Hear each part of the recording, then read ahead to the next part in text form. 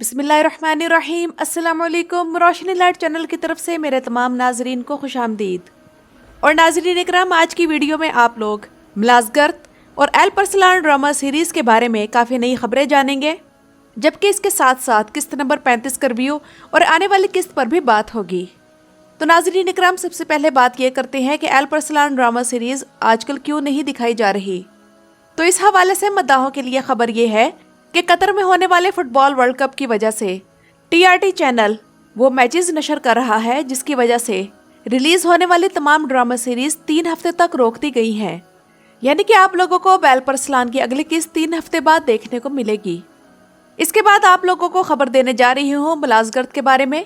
और याद रहे कि ये वही फिल्म मुलाज़गर्त है जिसमें चंगेज जोशकुन ने सुल्तान अल्परसलान का किरदार अदा किया था और आखिरकार 3 साल के इंतजार के बाद 24 नवंबर को नेटफ्लिक्स पर रिलीज होने जा रही है, जिसके बाद उम्मीद है कि ये हमें उर्दू तर्जुमे के साथ भी देखने को मिलेगी। चंगेज जोशकुन को सुल्तान अल्परसलान के किरदार में देखने के लिए कौन कौन एक्साइटेड है, मुझे कमेंट्स में ज़रूर बताइएगा। वैसे अगर ये फिल्म 24 नवंबर को रिलीज हो जाती है तो बारिश आरदूज के लिए मुश्किल और भी बढ़ जाएगी कि ये फिल्म देखने वाले चंगेज जोशकुन और बारिश आरदूज का अदाकारी में मुकाबला करने लगेंगे। तो इस हिसाब से चंगेज जोशकुन और बारिश आरदूज का आपस में मुकाबला शुरू हो चुका है। देखते हैं इनमें से मद्दाहों की तवक्कुआत पर कौन पूरा उतरता है। और अब आइए किस्त नंबर 35 की बात करें तो ये इस सीजन की सबसे शानदार किस्त थी। वो किस तरह? तो नाज़रीन इकराम, इसमें बहुत से नए वाकयात हुए। मिसाल के तौर पर हमने बगदाद भी देखा और अब्बासी खलीफा कायम बिअम्रिल्लाह से मुलाकात भी की। ये एक एक्शन पैक्ड किस्त थी जिसके तेजी से बदलते वाकयात में भी एक सीक्वेंस था और हर सीन के बाद तजस्सुस और एक्साइटमेंट और भी बढ़ जाती। सबसे अच्छी चीज़ ये थी कि अल्पगूत अब अपने बाज़ंतीनी जासूस वाले बहरूप से निकलकर अल्परसलान के लिए अपनी जासूसी की सलाहियतों का मुजाहरा कर रहा है। एक स्मार्ट और चालाक जासूस जो वक्त आने पर बेहतरीन जंगजू में भी बदल जाता है। उधर अल्परसलान ने भी एक बेहतरीन प्लान बनाया ताकि बसासीरी, जो इसे पहचानता नहीं, इससे हजर अस्वद का बड़ा टुकड़ा हासिल किया जाए। और यहाँ भी एमरे कोनक ने एक और तारीखी हकीकत अपने ड्रामे के मद्दाहों को बताने की कोशिश की है कि आलम इस्लाम पर एक बुरा वक्त तब भी आया जब तकरीबन 25 साल तक हजर अस्वद अपनी जगह पर मौजूद नहीं था।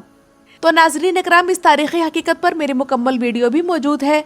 जो लोग इस बारे में मुकम्मल तारीख जानना चाहते हैं तो वो ये वीडियो देख सकते हैं।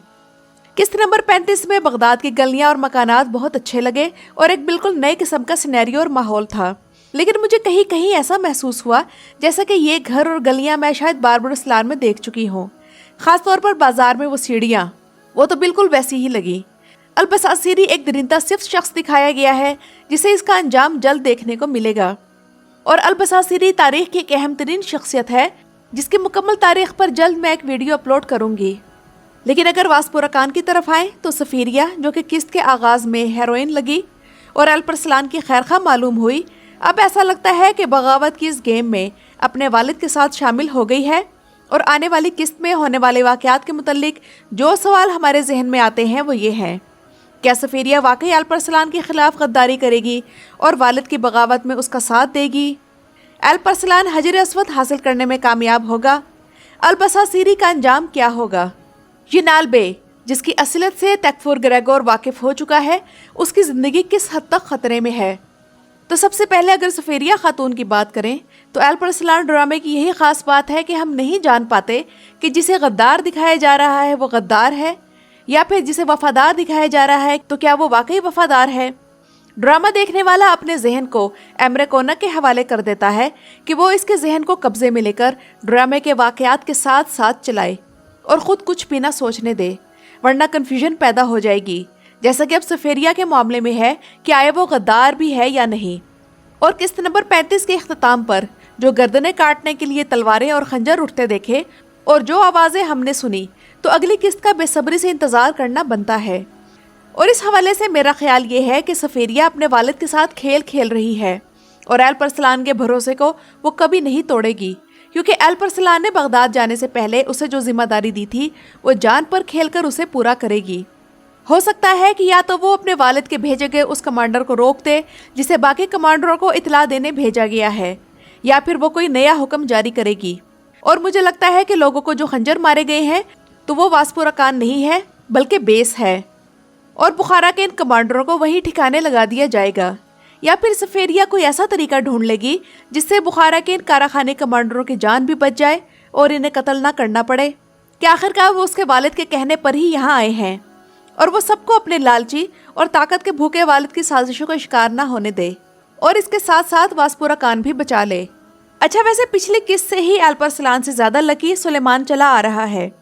वो ऐसे कि एल्परसलान को आक्चा खातून से शादी में भी काफी मुश्किलात का सामना रहा और फिर वो मर भी गई, जबकि सुलेमान ने एक किस्त पहले ही फ्लोरा को देखा और फिर जब सब मुसीबत में गिरफ्तार थे तो तब वो फ्लोरा के कमरे में ब्रेड खाता हुआ राजहंस के मुतालिक उसकी कहानियां सुन रहा था।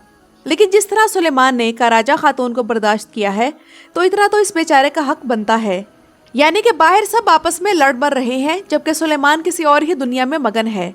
सुलेमान ने पिछली किस्त में जरकोताई की याद दिला दी कि दुनिया इधर से उधर हो रही है, लेकिन वो इस फिक्र में है कि कबीले में टेंट कहाँ लगाना है। लेकिन नाज़रीन इकराम, पिछली किस्त में कुछ ऐसी बातें भी हुई हैं जिनके बैकग्राउंड से हम अभी तक बेखबर हैं और इस वजह से कहानी में कमी सी महसूस होती है। मिसाल के तौर पर एल्परसलान कैसे बाज़ंतीनियों के नोटिस में आए बगैर फांसी घाट तक पहुंचा जबकि वो शदीद बीमार भी था।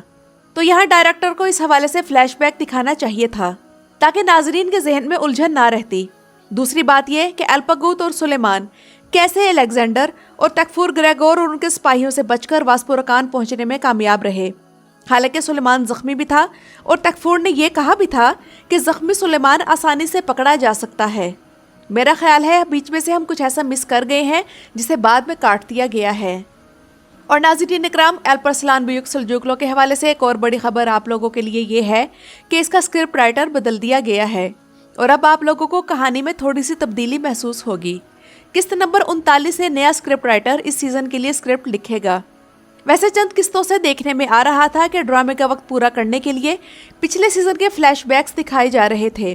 कई बार वैसे ये फ्लैशबैक्स ज़रूरी भी होते हैं, लेकिन यहाँ अब ड्रामे में ये टू मच हो रहा था।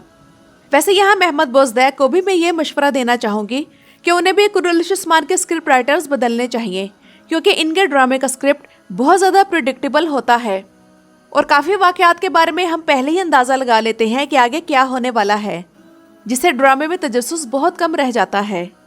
तो नाज़रीन इकराम, ये तो थी मेरी आज की वीडियो। आप लोगों को आज की वीडियो कैसी लगी मुझे कमेंट्स में ज़रूर बताइएगा। मेरा चैनल विज़िट करने का शुक्रिया।